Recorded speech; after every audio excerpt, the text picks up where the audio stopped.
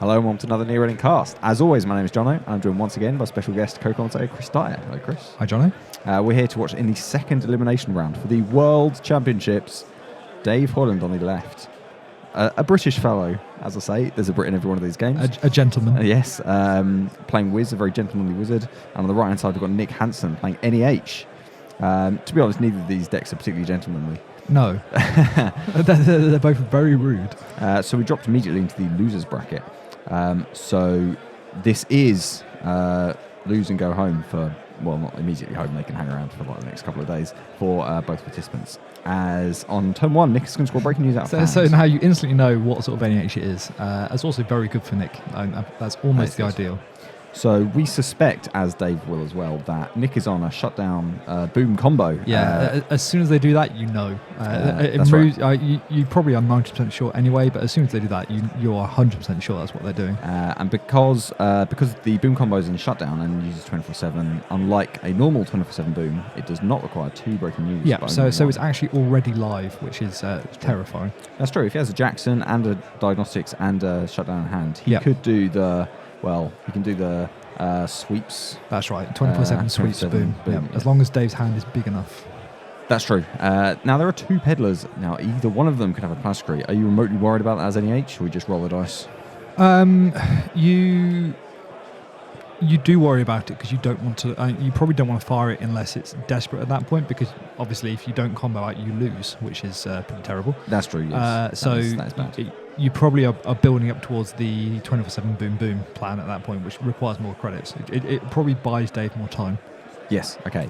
So Dave's going to access a pad. He had a good think. He didn't trash it for one real credit. He's going to hit R&D instead and see 24/7. That's not great. That's interesting because 24/7 is irrelevant for Nick at this point. That's true, because he's actually going to Dave's actually quite happy for him to draw it. Yeah. You don't want it stuck in hand. Dave, I would suggest, didn't trash it because he feels his credits have a better use, which probably means he's got a keyhole somewhere. Yes, okay. So keyhole is a card that Dave will definitely have, and it's going to be big. As you mentioned in the kind of epilogue of our previous video, that if he can keyhole key combo pieces, it's going to be quite big. Yeah, and there it is. Oh, you've played this game before. I've played Dave before. He's always very conscious of that. He's going to peddle a keyhole and use keyhole on click 1, and dare I say it, clicks 2, 3, and 4 as well. So he's going to hit power shutdown. That's pretty good. What he's going to look for here is first choice will be combo pieces, second choice will be agendas.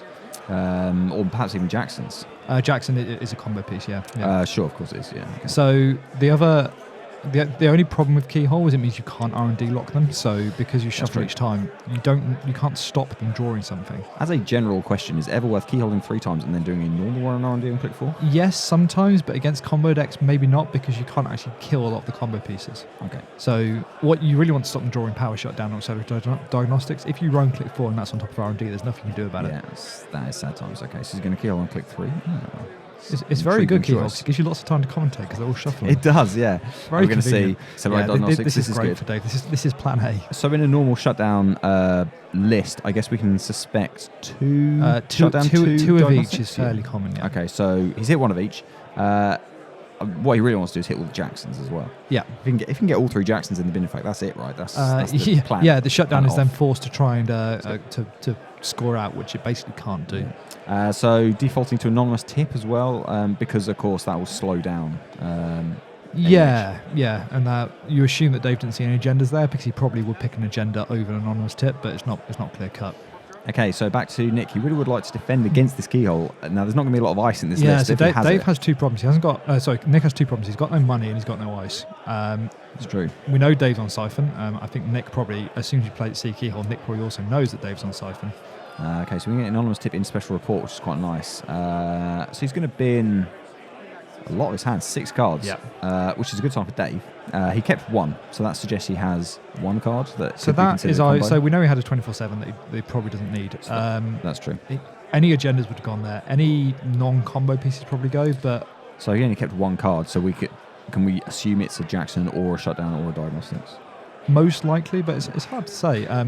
It's almost hard to say what Nick is. Nick needs a strategy here, so I would hope that he's not just looking for pieces desperately. His plan is either going to be, I'm going to look for ice and try and draw this game out a bit. Maybe that's his plan. I'm going to build up a bit and get some money, or I'm going to So money is what he's So looking click 3 is a sweeps for a measly 2 credits. Yeah, that's not great. But if he's going to discard anyway, maybe, I don't know. He had a lot of cards. He didn't get an ice, crucially, and you feel like if he got an ice, probably he would have installed it? Yeah, I feel like most likely he was looking for ice there. Yeah, okay.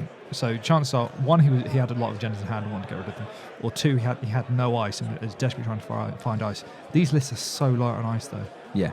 Yeah, so we're going to get, I predict, in the near future, another 4 clicks from Dave. So this is almost certainly 4 more keyholes. So, Kira Sensi, so not seeing any combo pieces, seeing cards that slow down the other side at least is good. It's going to kill Jackson. That's nice. Yeah. So that's the first Jackson, I think. Yeah, so there's one face down remote on the board, which Dave will probably want to check just in case it's a Jackson. That's true, it could be a Jackson. Or it's a Sensi as well, and you really don't want to let Sensi fire in this deck. The pad doesn't matter too much. Yeah, surprise keyhole and just click 3. Boom, okay, that doesn't actually matter really. You could even leave that. No, it's actually better that he draws it. Yeah, you don't want it in the discard pile. It's killed the pad. So I think Dave would have been better off checking that last face down remote. I guess it slows Nick down. He's it does. If he has to double boom, he needs credits to like boom 10 him, credits, I think. And it's not going to punish him because he's not going to res that remote, so it's not a Sensi. Hard to say what that remote is now, but if it's a Jackson, you want to trash it as well. Yeah, or even a Sansan. Yeah. If it's a Jackson, you don't res it to draw, right? You want to keep it to remain a mystery.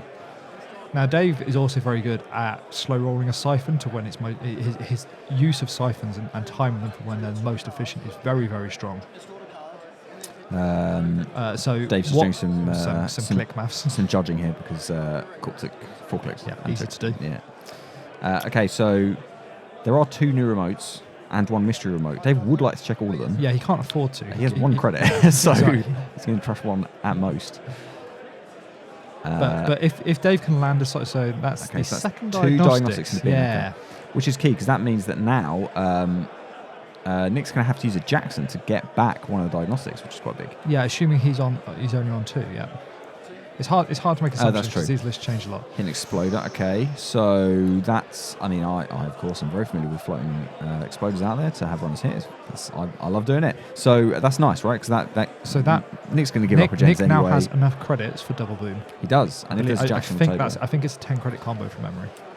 So he's going to hit disposable HQ, which Dave won't trash because he can't. And this will just chuck any agendas that are in his hand at the bottom of the deck. Which is less relevant in this matchup because they're going to get keyhole shuffled anyway. Yes, the keyhole makes disposable HQ actually not that great. True, yeah. He could even keep him in hand. Dave hasn't run HQ at all yet. You can be sure at some point he will do. He'll have that in mind that if he needs to, he will just pound HQ for a bit. But for the moment, he's just going to keep keyholding. I think he's just going to keep trying to disrupt this combo as much as possible. Okay, so this keyhole is interesting because I think I know what all 3 cards are. I think one's a breaking news, one's a GFI, one's a quandary. So I think you hit a breaking news here. Okay. So one of the outs, and he does. One of the outs that Nick has left is the traditional 24/7 boom by scoring 2 breaking news. Yeah. Okay.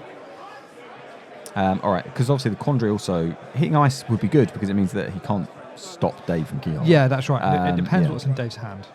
So he's actually going to run and steal the breaking news on click 4. He might be checking as well. That's why else. He just wants to get that breaking out the game. There's nothing else. Okay. In fact, it looks like Nick threw away boom himself. So that Salem's is interesting because it means that Nick is potentially on the more complicated version of the combo where he Salem's iPad versus out of your hand and then booms you afterwards, which requires 2 piles of Jackson. Okay. So there's still one Jackson in the bin. Yep. That first remote was a Lily Lockwell, it turns out, which Nick will now use to draw. Yeah, now his money is better off. That explains why he didn't res it straight away. He didn't have the credits to do it. Yeah. But that exploder has given him all the money he needs for now. And he's found some ice. He did find some ice. Okay, so what ice in this list will Dave worry about face checking? None. Is the answer not any none. ice? So most of the ice in this deck is stuff like Vanilla and Quandary. It's very cheap gear check ice. Okay. So he's going to he's going to run HQ on click 1. Let's see. Yeah, and this is quite a good time to run HQ because Nick has just drawn a bunch of cards with Lily. Yeah, he did just do a lot of unfiltered draw. That's true. That's right. Dave's going to keep him honest, check the pad. He might as well leave that. Well, he's got no money. Dave has 1 credit, but at some point he's probably going to have to play an eater or something. So you need to spend that. Yeah. So that credit will be pretty valuable soon. Interesting that Dave hasn't forced him to res that ice here. Ooh. Okay, so he sees diagnostics in hand, and we... okay. I mean, that's a piece. There's no Jackson on the table.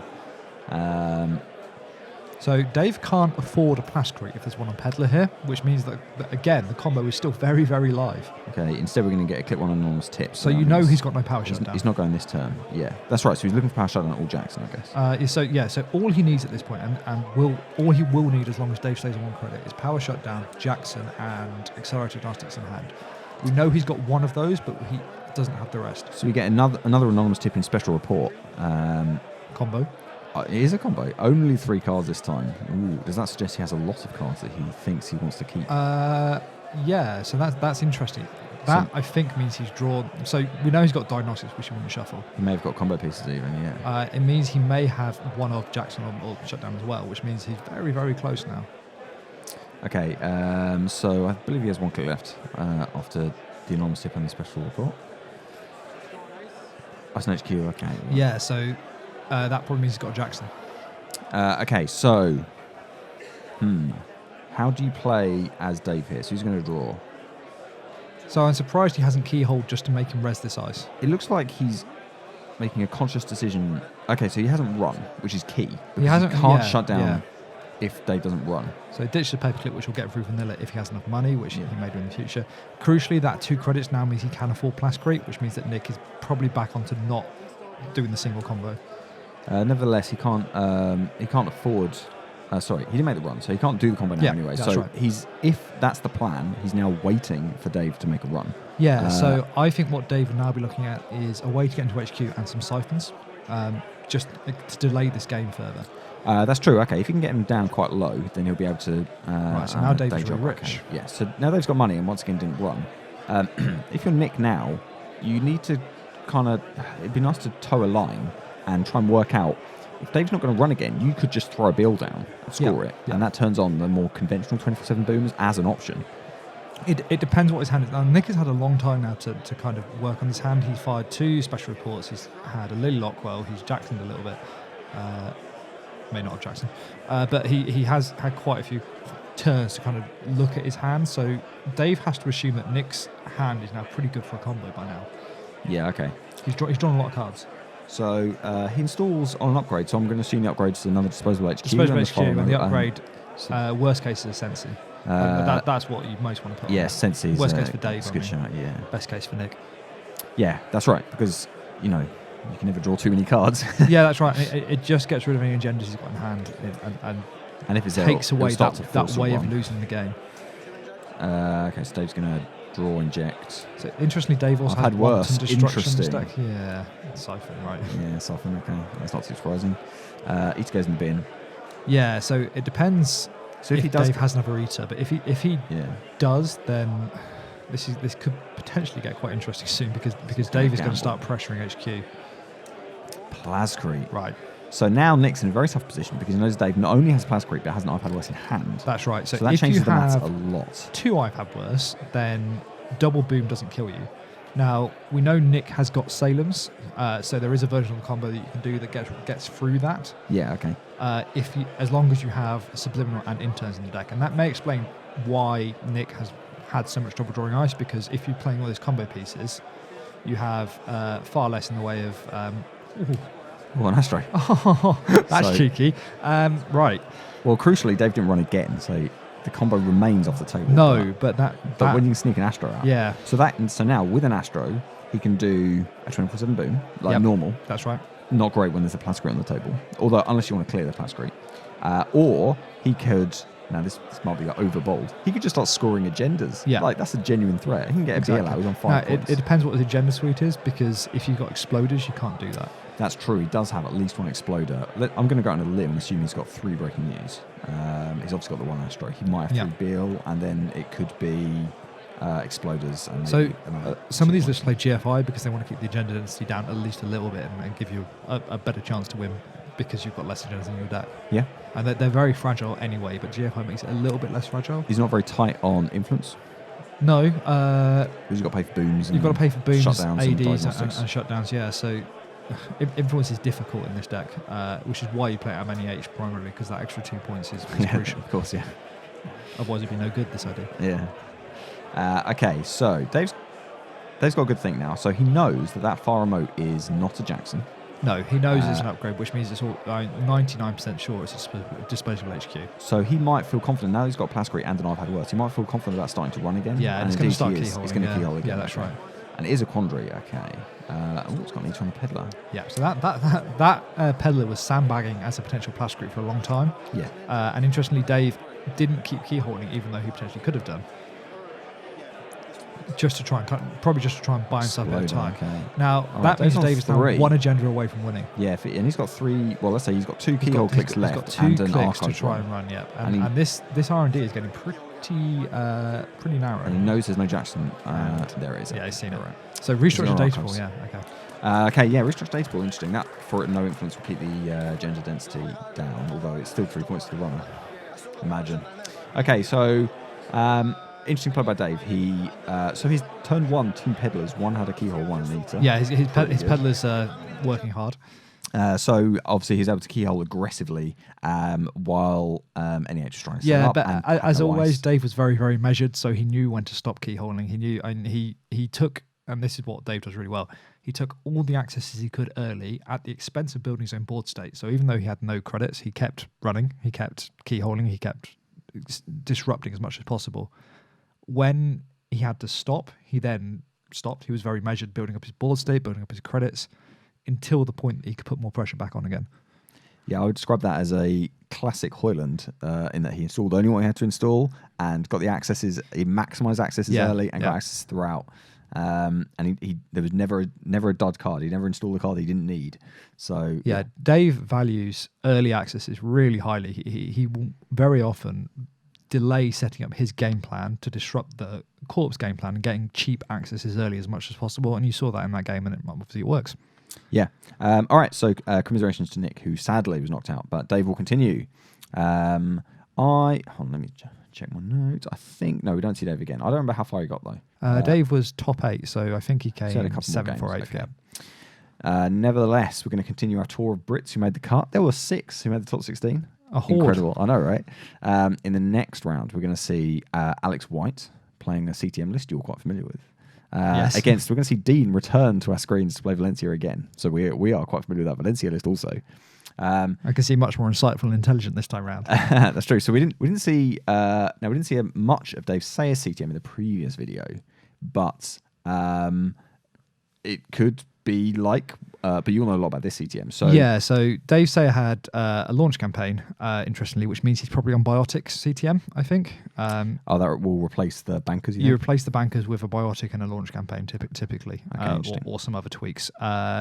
Alex is on the traditional commercial bankers group CTM, so they're slightly different matchups. Now, Dean obviously doesn't know this, but they're obviously just fine tunings for CTM anyway. So you have to play almost the same, but as you go through the game, you need to counter influence and work out if they've got a Biotic, because it means their board state will suffer a bit early on, which is what we saw today, because he had less assets, he couldn't build up his board so much.